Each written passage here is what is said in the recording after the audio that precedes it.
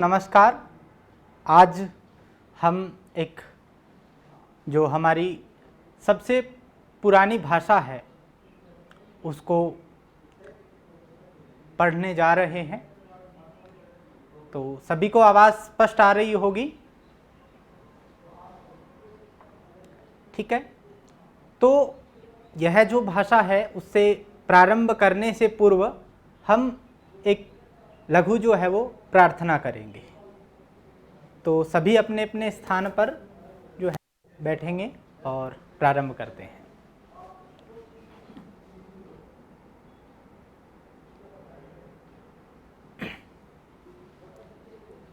पीछे पीछे आप जो है वो गायन करेंगे लय के साथ। ठीक है। पठामि संस्कृतं नित्यं, पठामि संस्कृत नित्यं, वदामि संस्कृतं सदा, वदामि संस्कृतं सदा, ध्यायामि संस्कृतं सम्यक्, ध्यायामि संस्कृत सम्यक्, वन्दे संस्कृतमातरम्। वन्दे संस्कृत मातरम्।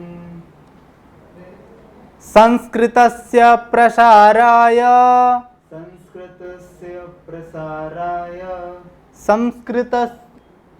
संस्कृतस्य प्रसाराय नैजं सर्वं ददाम्यहम्। नेजं सर्वं ददाम्यहम्। संस्कृतस्य सदा भक्तो, संस्कृतस्य सदा भक्तो, वन्दे संस्कृतमातरम्। वन्दे संस्कृत मातरम्।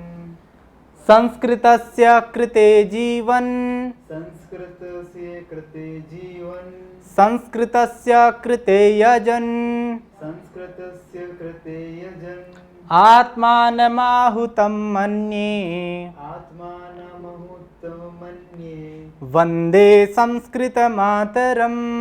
वन्दे संस्कृत मातरम्। यह जो श्लोक हमने पढ़ा है कि इस भाषा को मैं नित्य पठामि, अहम सर्वदा पठामि, नित्य प्रतिदिन इसको मैं पढ़ूंगा,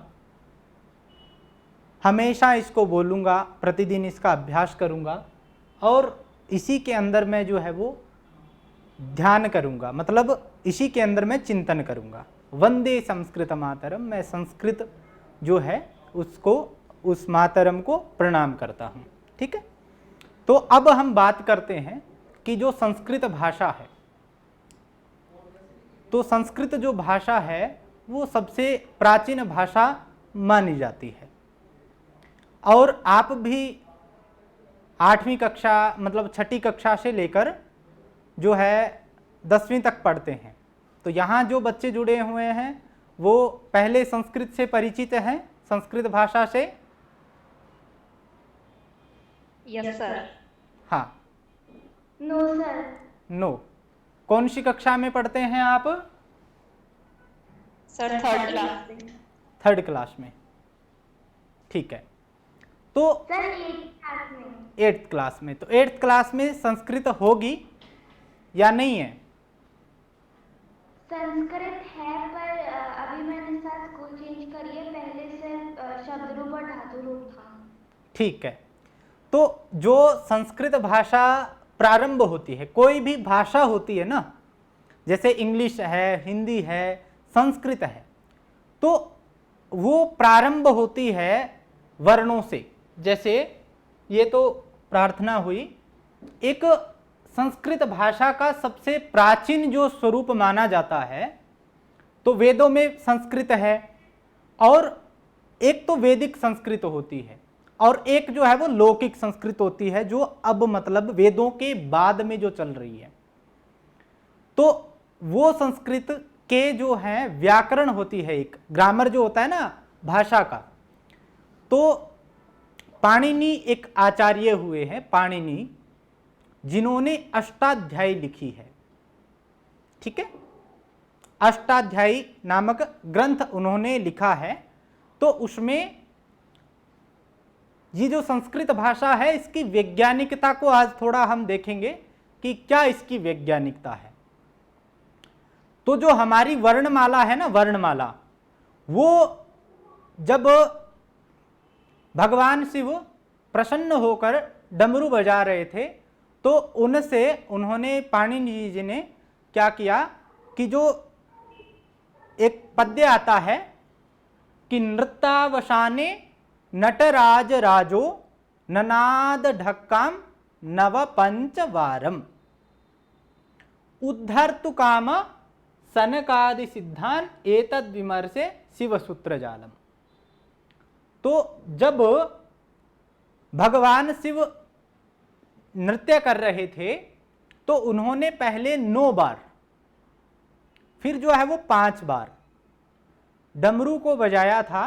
उससे कोई भी कवि होता है, कोई भी लेखक होता है, तो वो किसी ना किसी वस्तु से अपनी जो कृति होती है उसको ग्रहण कर लेता है। तो जो पाणिनि जी ने 14 माहेश्वरी सूत्रों की रचना उनके द्वारा वहां से उन्होंने ग्रहण की थी। तो नव पंचवारम मतलब पहले 9 बार, फिर जो है वो 5 बार डमरू बजाया था। तो 9 और 5 जो हैं वो होते हैं हमारे, कितने होते हैं? 14 होते हैं। ठीक है। तो अब जो है वो 14 जो सूत्र हैं वो कौन कौन से हैं, उसी से हम सीखेंगे कि संस्कृत की जो वर्णमाला है उसका उच्चारण कैसे होता है। ठीक है। ठीक है सर। तो ये वो 14 माहेश्वरी सूत्र हैं। यहां से हम प्रारंभ करेंगे। प्रथम सूत्र है हमारा आई उण री लृक ए औंग आई औच ए औंग ऐ औच हायावारट लण यमगणनम झबय गड़धस जब गड़दस खप छटत चटतव कपय सस्सर हल। तो जो ये आप पढ़ के आए होंगे, हिंदी में भी यही वर्ण हमारे प्रयोग होते हैं। तो इनका उत्पत्ति स्थान कहाँ से माना जाता है? तो मैंने आपको बताया भगवान शंकर ने 9 और 5 बार डमरू बजाया और वहां से इनकी उत्पत्ति मानी जाती है। तो ये जो है ऐ उण री लिक ए औंग ऐ औच हयवरट लण यमगणनम झबय घड़दस जब गड़दस खप छटथ चटतव कपय सस्सर हल, ये 14 है होंगे ना। 1 2 3 4 5 6 7 8 9 10 11 12 13 14 14 हैं। Yes sir. तो इनसे ये तो हुए हमारे उपदेश रूप में जो स्वर हैं वो हुए। अब इनसे कितने तो व्यंजन हैं और कितने जो हैं वो स्वर हैं। तो हिंदी में आपने पढ़ा होगा ना, जैसे अ आ ई उ री ऋ ए ऐ ओ औ अंग अ। तो इसमें से कुछ हम स्वरों को लेते हैं, लेकिन जो व्यंजन होते हैं वो व्यंजन जो है क्या होते हैं, उनमें स्वर नहीं होते हैं। ठीक है। तो वो जो है उच्चारण के लिए क ख, जैसे हमने बोला कमल बोला कमलम, तो क में जो है वो अ की ध्वनि है, क जो है वो व्यंजन है। ठीक है। तो ये जो है वो 14 माहेश्वरी सूत्र होते हैं। इनके आधार पर ही क्या होता है कि शब्दों की रचना होगी। अब जो वर्ड्स हैं, जो अब सर है, जो भी वो इनसे बन के आए हुए हैं, जो 12 खड़ी है। हाँ, इन्हीं से बनेगी अब आगे। ठीक है। तो इसमें से जो 14 हमने माहेश्वरी सूत्र पढ़े हैं उसमें से, क्योंकि बेसिक से आपको चलना है, तो भाषा को पढ़ने से पहले अगर मैं आपको यहाँ पर सीधा परिचय अगर करवाऊंगा तो आपको थोड़ा समझ में नहीं आएगा। तो वर्ड कैसे, मतलब शब्द कैसे बनते हैं वो देखेंगे। तो जैसे अ ई उ ण, ये प्रथम सूत्र है। माहेश्वरी सूत्र का। ऐ उण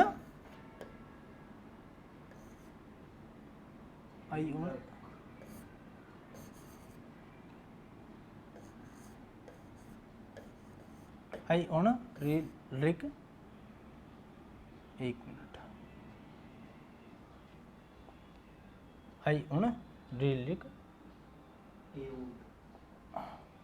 ऋग ए ओंग अंग होता है ङ, इसका उच्चारण भी हम समझेंगे आज, ठीक है। ए औच, ठीक है। तो पहले हम इनको समझते हैं। तो ये जो हैं इनका उच्चारण कैसे होगा, और इनसे एक चीज बनती है प्रत्याहार, वो आपके आगे थोड़ा समझ में आएगा। लेकिन जैसे अ इ उ, ठीक है, तो इनको हम ऐसे ही लिखेंगे अ इ उ, ठीक है सर। इसको लिखेंगे री री, और ए ओ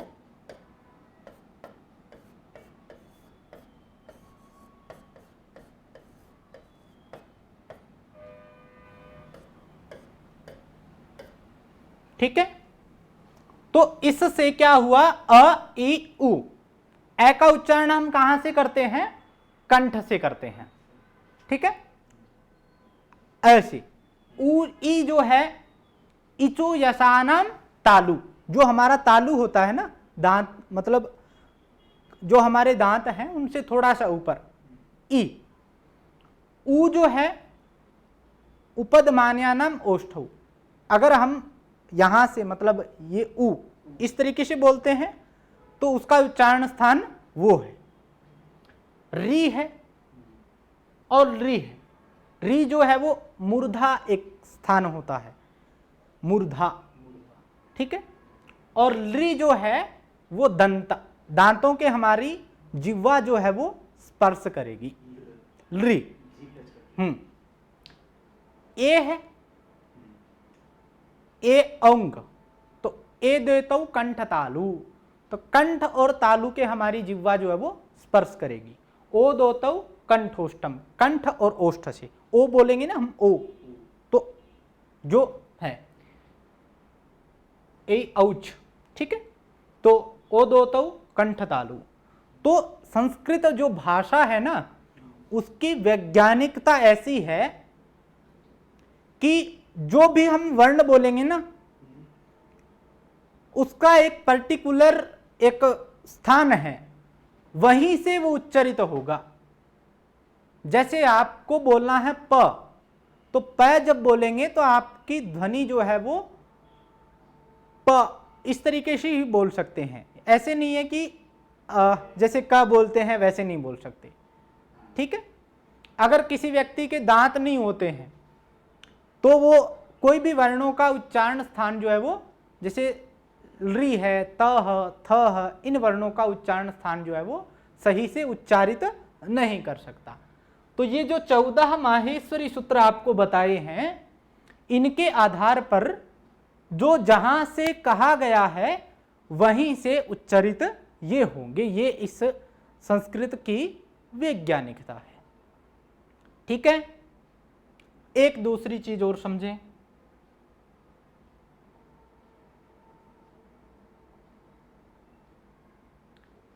एक जैसे आपने देखा होगा कि हिंदी के अंदर हमने वाक्य लिखा कि वह गांव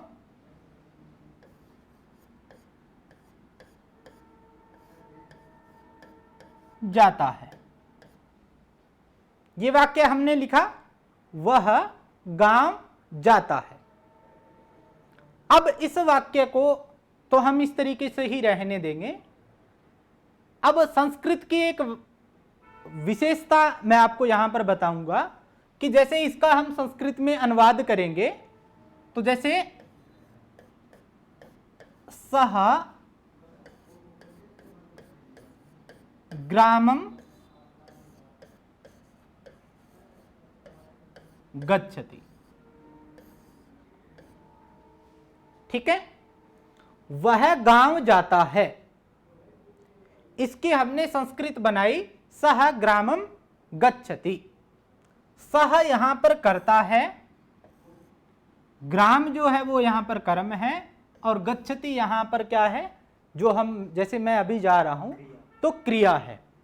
ये एक वाक्य का तरीका होता है कि एक कर्ता, क्रिया और कर्म होता है। अब यहां पर बताने वाली बात क्या है, संस्कृत की विशेषता क्या है, क्यों हम संस्कृत को पढ़ें, तो उसकी विशेषता ये है कि जैसे ये ऊपर वाला वाक्य है, वह गांव जाता है, इसको हम ऐसे नहीं बोल सकते। इसका अर्थ क्या हुआ कि वह गांव जा रहा है। इसको ऐसे नहीं बोल सकते कि गांव को पहले ले आए, वह को बाद में ले आए और जाता है, गांव वह जाता है। तो वाक्य का अर्थ जो है वो लिखना बाद में, लिखने पे मैं बता दूंगा जब लिखना होगा, अभी थोड़ा सा एक बार सुनिए आप, ठीक है। तो यह जो गांव जाता है, वह गांव जाता है, उसका क्या है कि अगर हम गांव को पहले ले आए, वह को बाद में ले आए और जाता है, तो गांव वह जाता है, तो एक वाक्य का मतलब अर्थ जो है वो अच्छा नहीं लगता। अच्छा नहीं क्या मतलब, अर्थ जो है वो अनर्थ हो रहा है। इसी को अगर जाता वह गांव है, ऐसे भी इसको नहीं कर सकते, है जाता गांव वह, इस तरीके से भी नहीं करते। लेकिन एक संस्कृत भाषा की विशेषता है क्या, तो कहते हैं कि अगर सह ग्रामम गच्छति, इसको हम ऐसे भी लिख सकते हैं। कैसे कि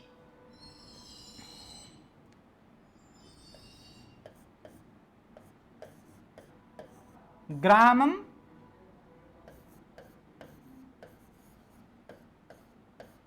गच्छति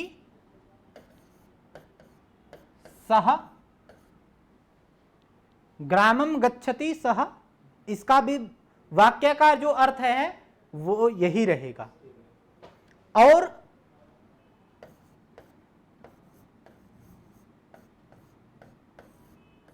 गच्छति ग्रामम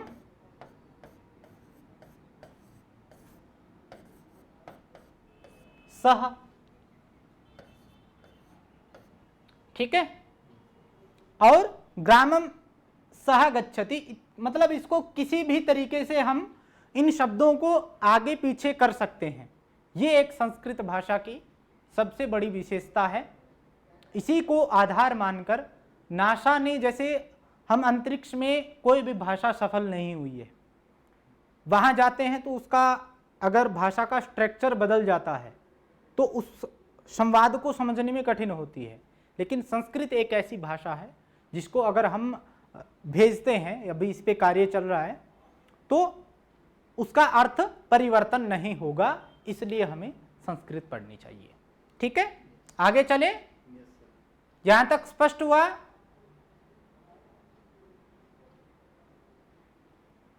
माइक ऑन करके बोले।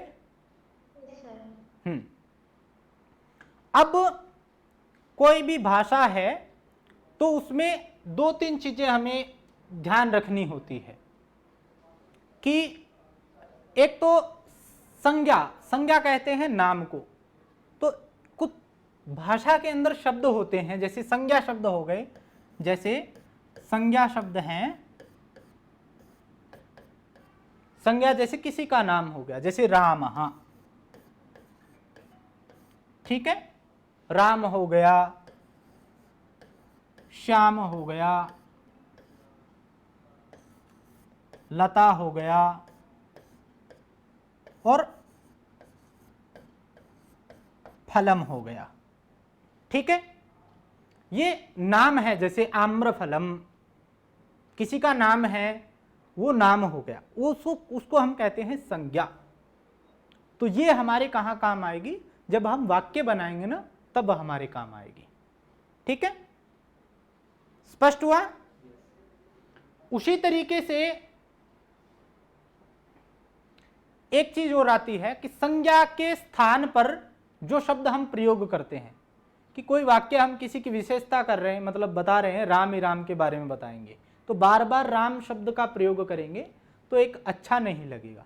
तो उस राम शब्द के नाम के स्थान पर जो शब्दों का हम प्रयोग करेंगे उनको हम कहते हैं सर्वनाम शब्द। ठीक है, सर्वनाम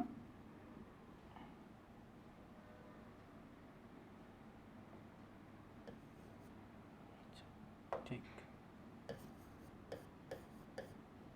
सर्वनाम शब्द।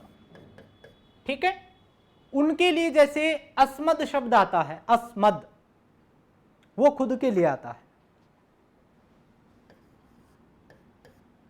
अस्मद शब्द है, युष्मद शब्द है। ठीक है, युष्मद है, तत्शब्द है, तत्शब्द है। ठीक है, अस्मद, युष्मद, तत्, यद, यत शब्द है, यत। ठीक है, और बहुत सारे शब्द हैं जो धीरे धीरे हम आगे पढ़ेंगे। ठीक है, तो ये जो पीछे वाला है ये हुए संज्ञा, और आगे वाले जो हैं वो हुए हमारे सर्वनाम शब्द।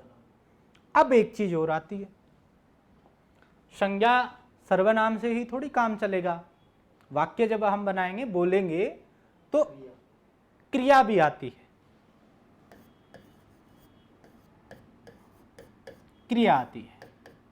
तो क्रिया जैसे बोलना, उठना, बैठना, खेलना, खाना, पीना इत्यादि, ये जो क्रियाएं होती है ये संस्कृत में हम कैसे करेंगे, तो उसका जैसे क्रि धातु है। ठीक है, तो क्रि धातु जो है वो करने के योग में। अब जो है थोड़ा सा अब आपको तैयार होना है कि कुछ शब्द आएंगे वो मैं आपको बताऊंगा। ठीक है, तो जैसे क्रिया के लिए हम क्रि धातु है,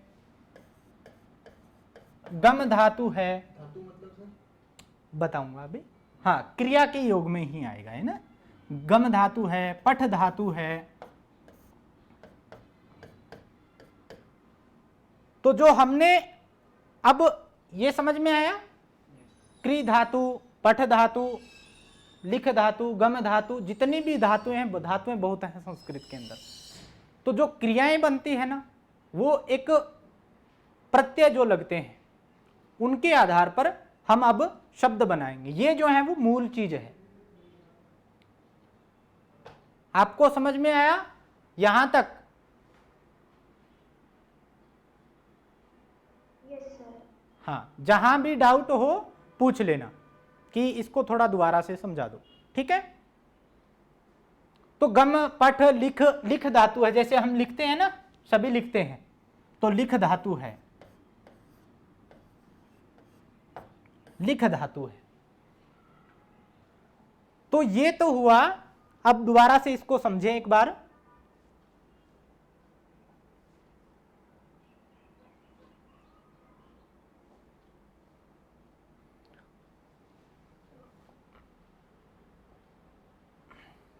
ये 14 माहेश्वरी सूत्र हैं, इनसे जो है वो हमारी वर्णमाला है उसकी उत्पत्ति हुई है, और इनसे जो है ये मूल अवस्था में है, जैसे अ, इ, उ, री, ली, ए, ओंग, ऐ, वच, है, वरट, लण, यम, गणनम, ये 14 माहेश्वरी सूत्र हैं। उनके बाद में ये जो है वो हमारे स्वर हैं। तो 1 2 3 4 5 6 7 8 9 स्वरों की संख्या जो है वो, कितने स्वर है, कितने स्वर हाँ, संस्कृत में? टोटल जो स्वर हैं वो 9 माने जाते हैं। मूल जो स्वर हैं वो 9 माने जाते हैं।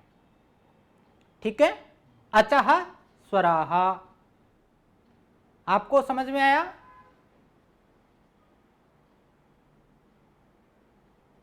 No sir.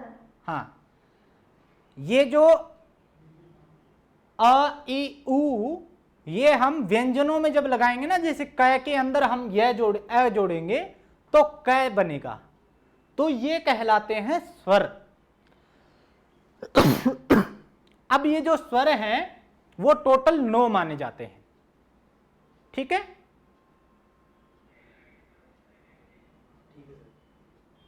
आ ई उ रील री ए ओ ऐ औच 9 माने जाते हैं।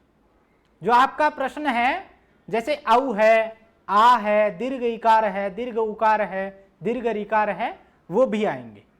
ठीक है, ठीक है, मूल स्वर जो है वो 9 माने जाते हैं। और उसके बाद हमने बात की संज्ञा शब्दों की।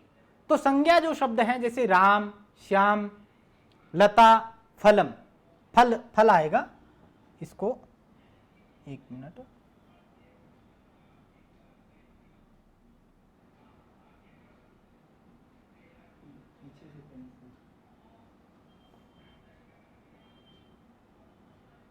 ठीक है, कोई दिक्कत नहीं है, इसको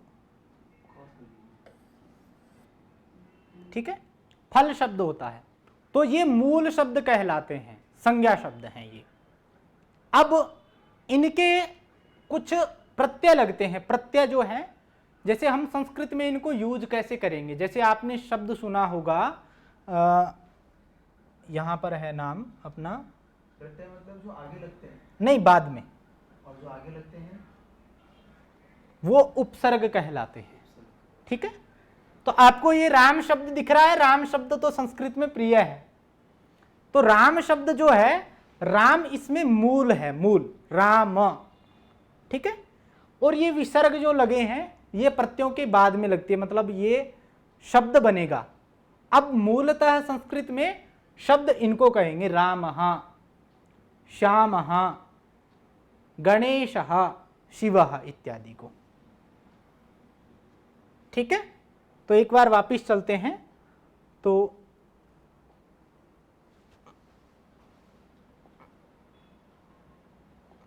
जो संज्ञा नाम है ना, संज्ञा, आपको यहां पर संज्ञा जो नाम है उनके बाद में कुछ प्रत्यय लगते हैं। टोटल जो है वो 21 प्रत्यय है।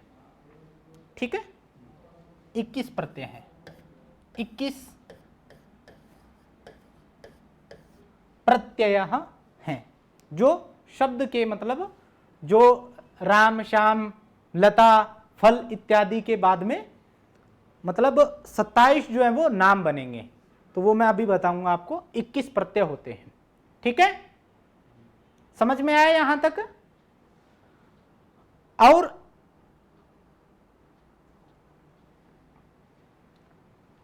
एक चीज और यहां पर समझे, संस्कृत भाषा के अंदर 3 वचन होते हैं। कितने वचन होते हैं?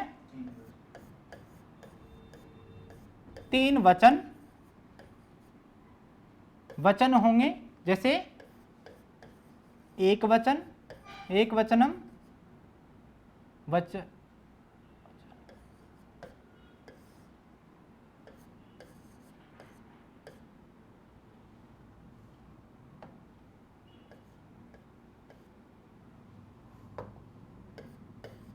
द्विवचनम,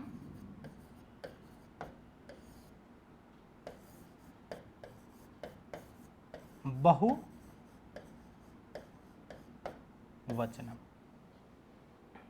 ठीक है, संस्कृत के अंदर 3 वचन होते हैं। जैसे एक व्यक्ति है उसके लिए एक वचन में प्रयोग होगा। 2 व्यक्ति हैं तो उसके लिए जो है वो 2 द्विवचन का प्रयोग होगा। और ये जो बहुवचन है उसमें बहुत सारे जो लोग हैं समूह में हैं, उनके लिए ये जो है प्रयोग होगा 2 से ज्यादा, कितने भी हो सकते हैं, 5, 7, 100, 1000, जितने भी। तो जो हमने 21 प्रत्यय की बात जो की थी, वो अगर संज्ञा शब्दों के साथ, मतलब शब्द के साथ अगर प्रयोग करेंगे तो 3 वचन हो गए और 7 विभक्तियां होती है। कारक जो बात करते हैं ना, हम वाक्य बनाएंगे तो क्रिया के साथ संबंध हमारा होना चाहिए। तो 7 विभक्तियां होती है, 3 वचन होंगे और 7 विभक्ति होती है। ठीक है, जैसे आपने हिंदी में पढ़ा होगा, कर्ता ने, कर्म को, करण से, संप्रदान के लिए, अपादान से, ठीक है, और संबंध का के की, अधिकरण में पर। ठीक है, यहाँ जो दूसरा एक छात्र है वो कौन सी क्लास में है? तीसरी में।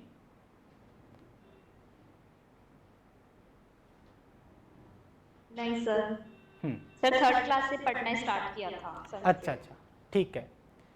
तो 7 विभक्तियां होती है जो कारक से हम प्रारंभ करेंगे। तो 7 विभक्तियां जो है वो राम जो है उसमें 7 विभक्तियां आपने देखी होगी, जैसे प्रथमा, द्वितीया, तृतीया, चतुर्थी, पंचमी, षष्ठी, सप्तमी। तो जैसे प्रथमा,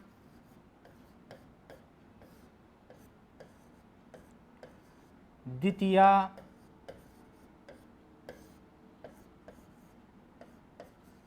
तृतीया, चतुर्थी और पंचमी,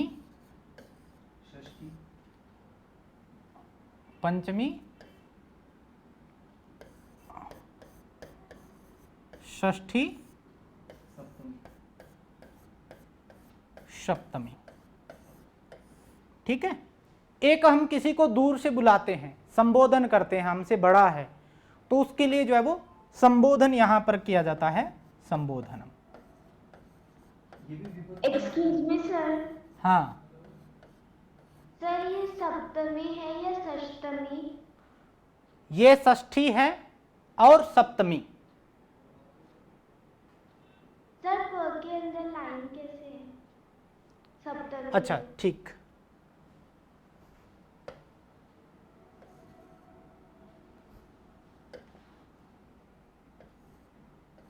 अब ठीक है, सप्तमी। हाँ, तो 7 विभक्तियां होती है और ये जो संबोधन होता है ना, संबोधन, इसमें जो है वो प्रथमा ही विभक्ति होगी। ठीक है, विभक्ति इसमें प्रथमा ही होती है। तो एक बार यहां तक स्पष्ट हुआ? Yes sir. 3 वचन होते हैं, 7 विभक्तियां होती है। ठीक है, और एक चीज और आती है, लिंग जो होता है ना, जैसे कोई शब्द जो है वो पुल्लिंग में, मतलब स्त्रीलिंग में, नपुंसक लिंग में, तो उसके लिए 3 लिंगों का प्रयोग किया जाता है। 3 लिंग होते हैं, तो त्रीणी,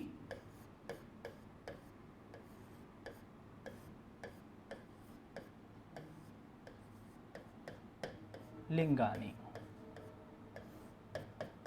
तो जैसे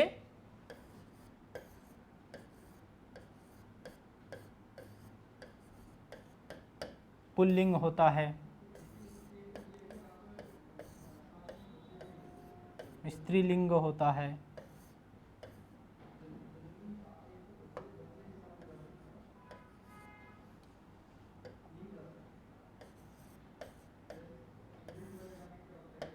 ठीक है, और नपुंसक लिंग होता है। पुंसक, नपुंसक।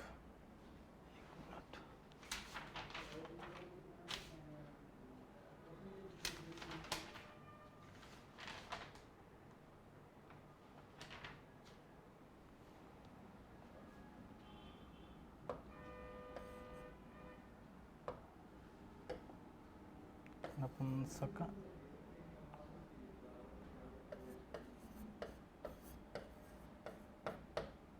तीन ही होते हैं सर। एक नपुंसक, यही आएगा शायद से। ठीक है, नपुंसक लिंग होता है। पुल्लिंग, स्त्रीलिंग, नपुंसक लिंग। तो जैसे कोई शब्द है, राम शब्द है, वो पुल्लिंग में चलेगा, तो उसका भी निर्धारण जो है वो संस्कृत व्याकरण में कौन सा शब्द किस लिंग में चलेगा यहां तक भी निर्धारित किया हुआ है। ठीक है, यहां तक सबको स्पष्ट हुआ?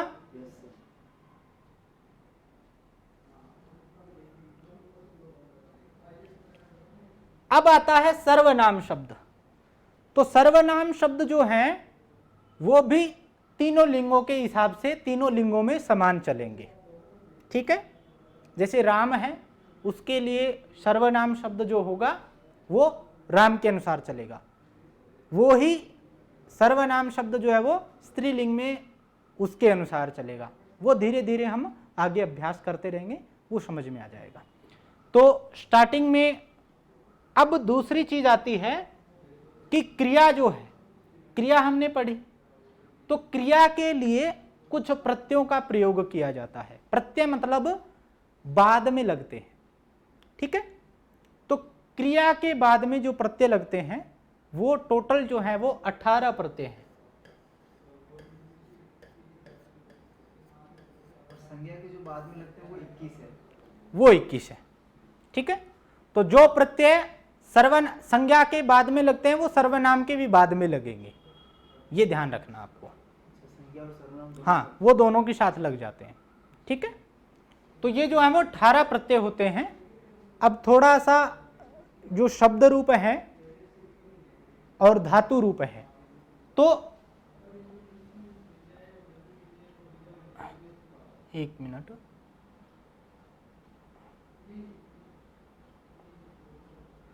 तो ये जो हमने संज्ञा जो पढ़े थे ना, इनसे जो प्रत्यय लगकर 21 प्रत्यय लगकर जो बनेंगे उनको तो हम कहते हैं शब्द रूप। क्या कहेंगे इनको? इनको तो कहेंगे हम शब्द रूप।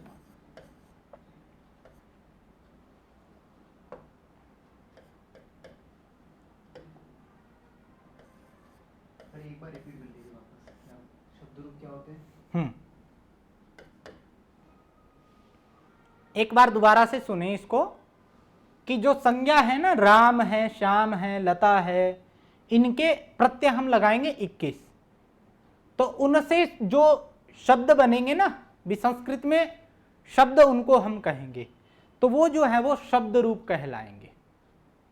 ठीक है, समझ में आया आपको?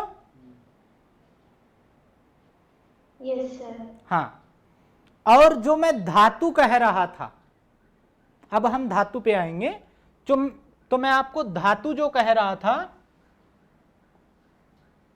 धातु के आगे भी प्रत्यय लगेंगे।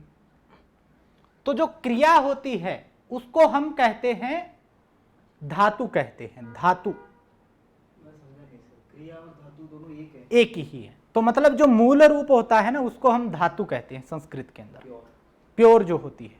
जैसे सोना जो है वो धातु है, तो जो प्योर चीज है उसको हम धातु कहते हैं, ये समझ लीजिए। तो ये जो क्री धातु है और ये जो गम धातु है, पठ धातु है, लिख धातु है, उनसे ये जो 18 प्रत्यय हम करेंगे, 18 मतलब इसमें भी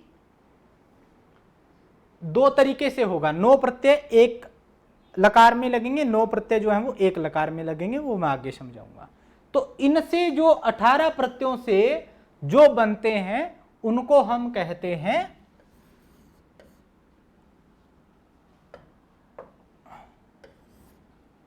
ठीक, इनको हम कहेंगे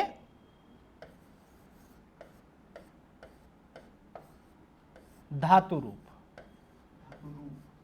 ठीक है, दोबारा से समझे।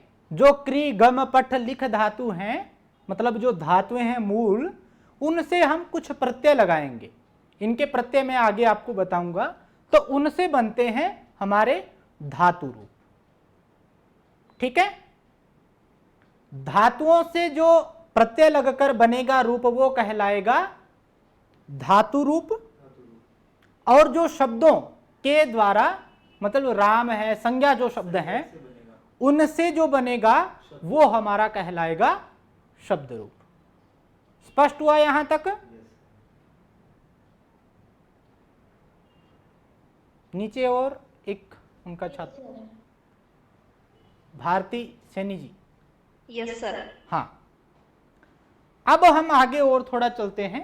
तो जैसे हम फर्क कैसे डिसाइड करेंगे कि ये शब्द रूप है या ये धातु रूप है? तो उसके लिए ये देखो, दिखाई दे रहा है आपको? Yes sir. हाँ, तो जैसे राम है, तो राम के रूप हमारे 21 प्रत्यय लगाएंगे ना हम, तो 3 वचन हो गए, एक वचन, द्विवचन, बहुवचन। इसको बहुवचन कर लीजिए। एक मिनट,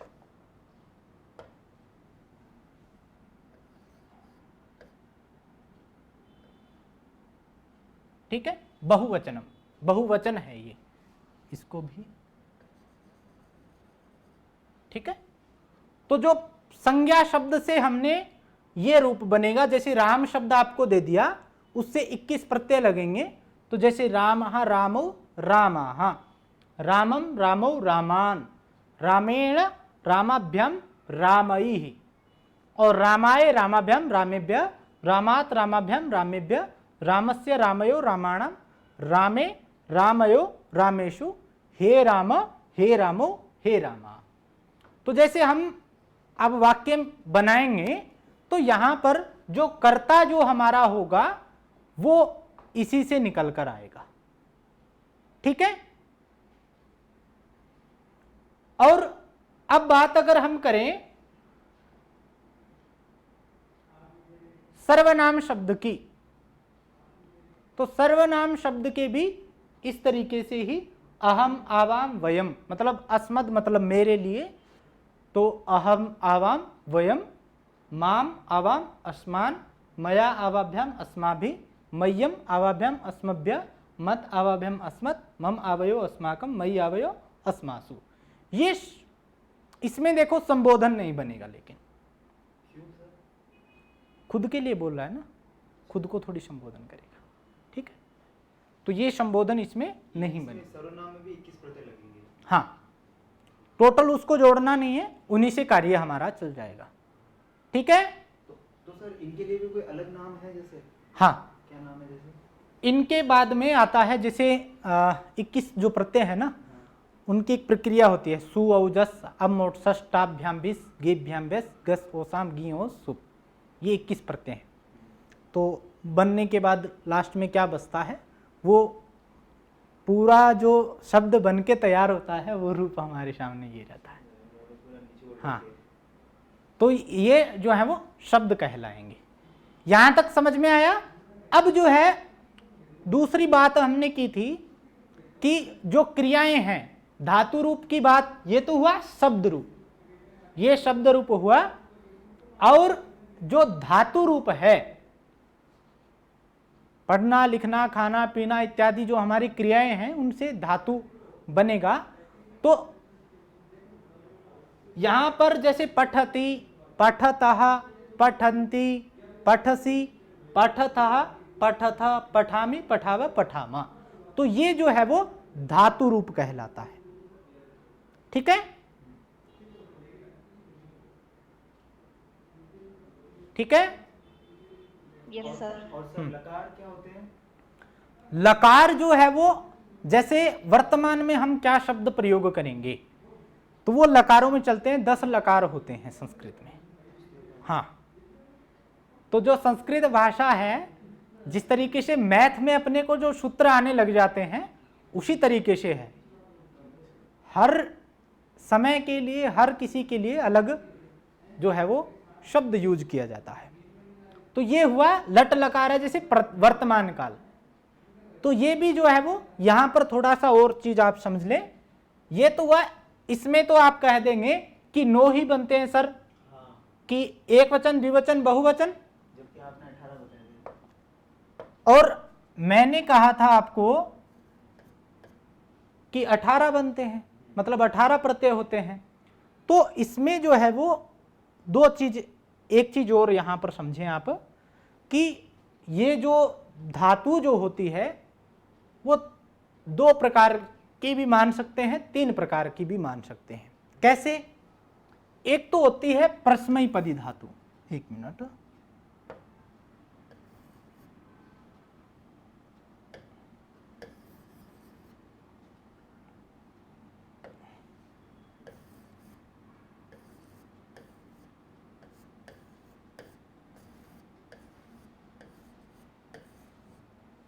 परस्मैपदी धातु,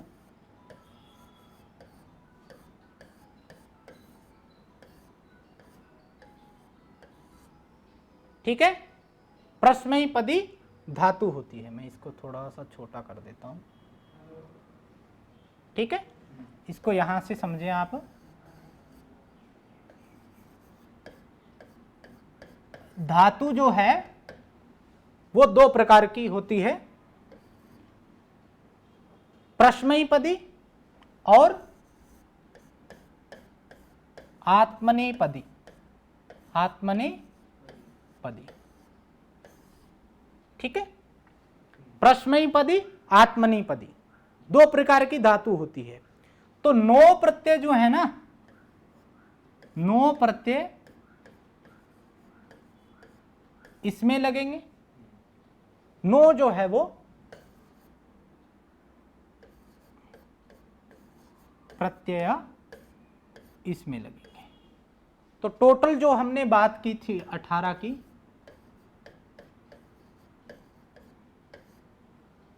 यहां पर 18 जो है वो धातु रूप नहीं आएगा, 18 जो है वो प्रत्यय है, ठीक है। तो इन प्रत्ययों के द्वारा जो क्रिया है उसके साथ हम जब लगाएंगे तो इसको जो है वो हमारे धातु रूप बनेंगे, ठीक है। और ये जो धातु रूप है अलग अलग काल के अनुसार 10 लकारों में चलते हैं, 10 लकार होते हैं। तो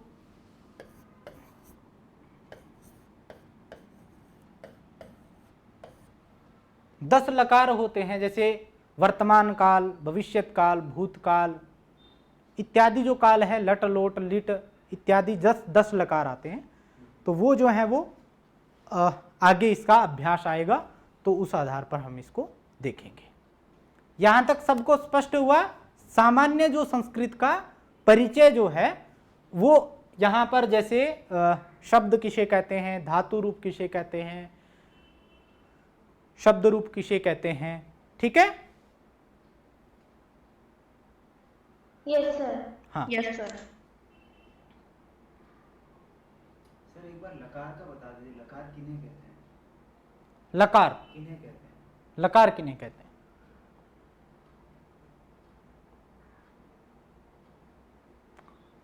लकार जो है, जैसे लकार कहते हैं, जो शब्द जो चलते हैं ना, धातु रूप जो चलते हैं वो लकारों में विभक्त होते हैं। धातु रूप जो चलते हैं, हाँ, वो लकारों में विभक्त होते हैं।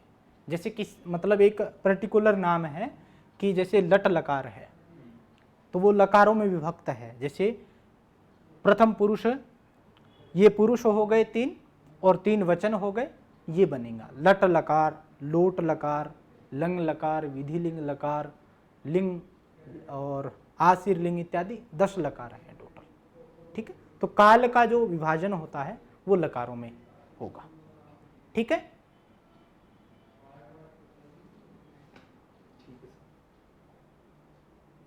अभी टाइम होगा ना?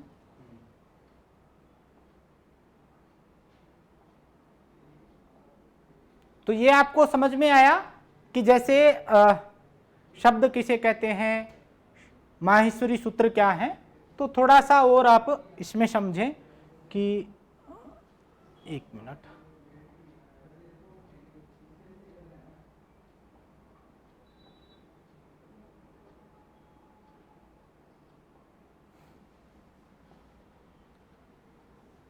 ये दिखाई दे रहा है आपको? तो एक आपने देखा होगा हिंदी में जैसे क ख ग घ ड़ बोलते हैं हम, संस्कृत में उसको ड़ नहीं बोलते हैं, उसका उच्चारण हम करेंगे न, ng, न ng, नम ng, ng, नम ng। ऐसे क, ख, ग, घ, ng। मतलब हमारी जो जीवा है वो नासिका और कंठ दोनों से उसका उच्चारण होगा। ठीक है? एक्सक्यूज मी सर, हाँ, सर फिर पेड़ को पेड़ बोला जाएगा क्या? ये पेड़ को पिंक बोला जाएगा। नहीं नहीं, संस्कृत की बात कर रहा हूं मैं। संस्कृत में पेड़ को पेड़ नहीं बोला जाता है, संस्कृत में वृक्षः भवति, वृक्ष होता है। ये हम संस्कृत की बात कर रहे हैं ना। जैसे मैंने आपको कहा कि कोई भी शब्द अगर हम लें, जैसे अंकुश है, तो हिंदी में हम उसको ऊपर अनुस्वार लगा देते हैं, लेकिन संस्कृत में उसको लिखेंगे तो ng को भी लिखते हैं। ठीक है? तो 8 जो है, 7 जो है वो उच्चारण स्थान बताए गए हैं संस्कृत में। ठीक है? तो वो थोड़ा आगे की क्लास में हम देखेंगे, लेकिन फिर भी यहाँ पर ये 14 माहेश्वरी सूत्र होते हैं और ये यहाँ से आए हैं। और अगर यहाँ तक किसी को समझने में दिक्कत हो तो मुझे एक बार बता दें कि कोई ये दोबारा से समझा दो। स्पष्ट है आपको भारती सैनी जी? Yes sir. हाँ,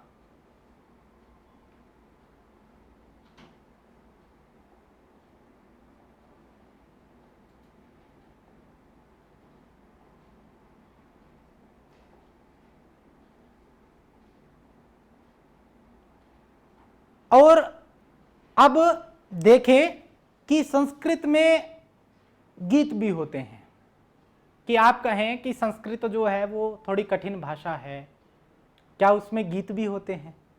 तो हम उसमें गीत भी होते हैं। जैसे मैं आपको ये एक गीत का पहला पद्य है, ठीक है?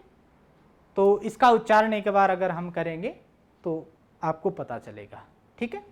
जो बच्चे 8वीं क्लास में है या 6ठी कक्षा में, अगर उनके पास संस्कृत है तो उनकी बुकों में भी संस्कृत गीत बहुत हैं।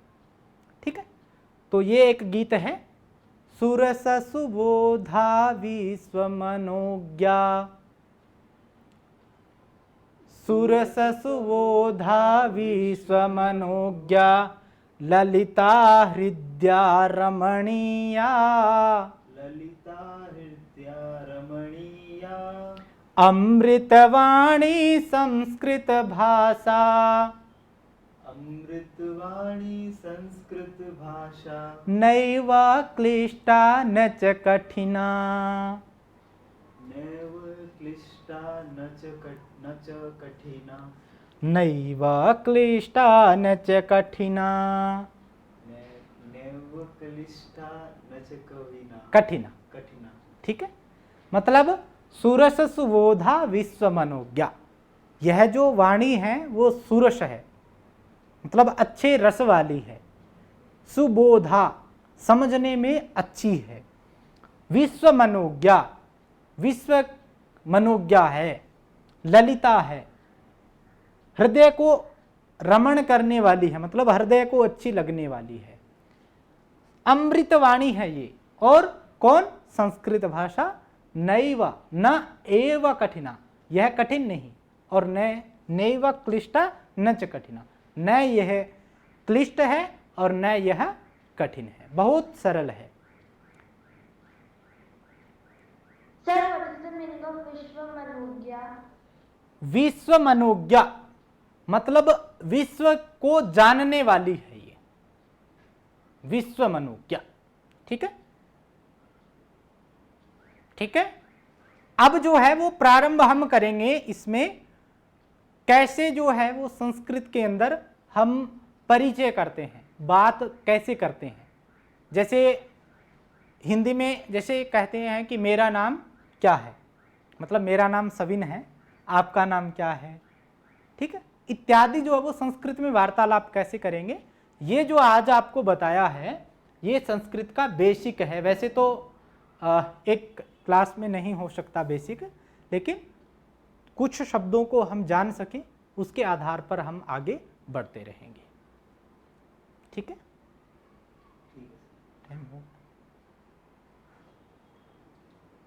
यहां तक स्पष्ट हुआ सभी को? Yes sir.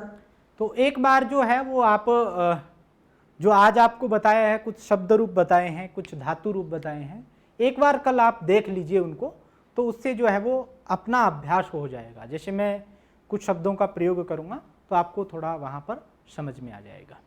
ठीक है, और जितना हो सके उतना आप जो है वो सर निर्देश दे सकते हैं आप। तो जितना हो सके उतना हम बोलने का प्रयास करेंगे, क्योंकि भाषा जो है वो बोलने से ही हमारी आएगी। ठीक है, अस्तु। सर्वेभ्यः धन्यवादः, पुनर्मिलामः। Thank you sir, bye sir. स्वागतम।